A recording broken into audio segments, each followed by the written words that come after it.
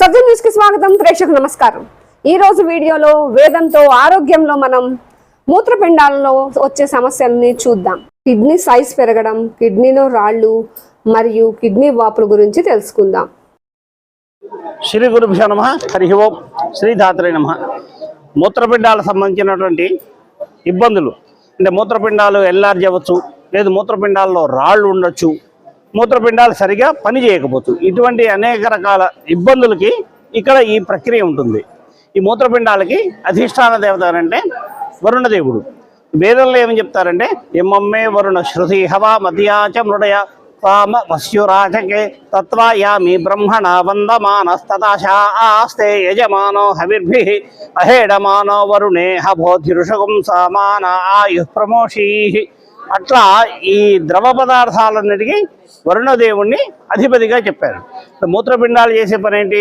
మన శరీరంలో రక్తంలో ఉన్నటువంటి మలినాలని తోడి ఆ మలినాలన్నింటినీ కూడా ద్రవ రూపంలో అది మూత్రం ద్వారా బయటకు వస్తుంది. అది మూత్రపిండాలు చేసే పనిని.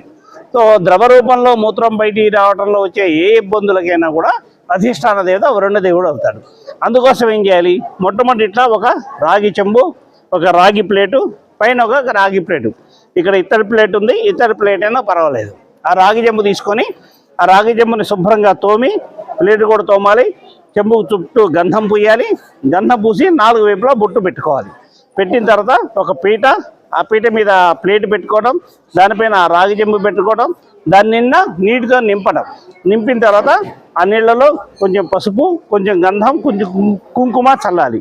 చల్లిన తర్వాత ఆ ప్లేట్ మూత పెట్టాలి. ఇప్పుడు ఈ ప్రక్రియకి ఇది అధిష్టాన దేవత.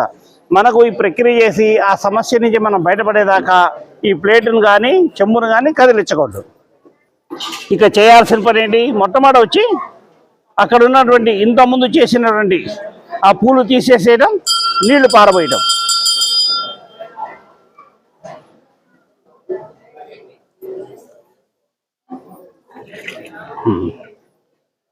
ఇప్పుడు ఆ చెంబుకి ఒక అగరబత్తి చూపించి నమస్కారం చేయాలి.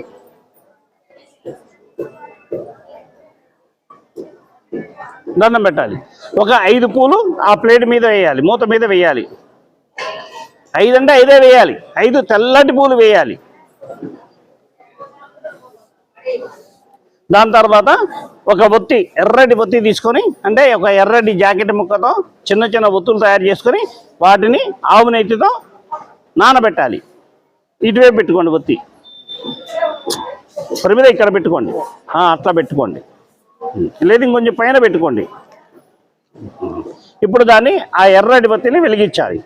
ఆవు నెయ్యి వేయక్కల్లా, ఒత్తిని మన ఆవు నెయ్యిలో కనుక నానబెట్టుకుంటే అది పనిచేస్తుంది. మన ఈ ప్రక్రియ ఎంతవరకు ఆ ఒత్తి వెలిగితే చాలు.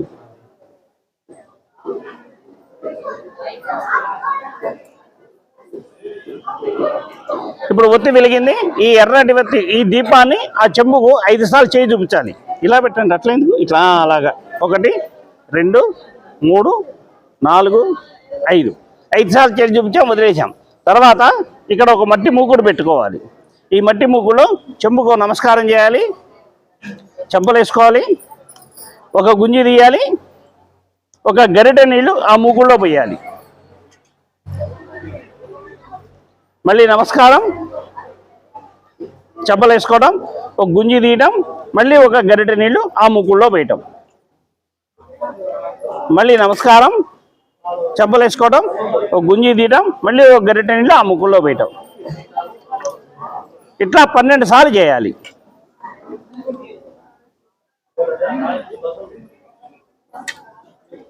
చెంబుకు నైవేద్యం పెట్టాలి వరుణదేవుడికి. 5 సార్లు చెబుతారు. అంత దగ్గర తీసుకెళ్ళగల, చెంబు తగలకుండా చేసుకోండి. చెంబు కదలకూడదు. ఇట్లా ఒకసారి అయిపోయిన తర్వాత మళ్ళీ చేయాలంటే మళ్ళీ ఆ పూలు తీసేసుకోవాలి, దాన్ని మళ్ళీ అగరబత్తి చూపించాలి, మళ్ళీ 5 పూలు వేయాలి, మళ్ళీ ఇంకొక ఒత్తి వెలిగించాలి ఎర్రటి గుడ్డతోటి. దాన్ని చెంబుకు నైవేద్యం పెట్టాలి, ఈ నీళ్లు పారబోసుకోవాలి, మళ్ళీ 12 సార్లు ఇట్లా చేసుకోవాలి. ఈ విధంగా రోజుకి 7-8 సార్లు చేస్తే చాలా త్వరితంగా మనం ఆ ఇబ్బందుల నుంచి బయటపడతాం. స్వస్తి.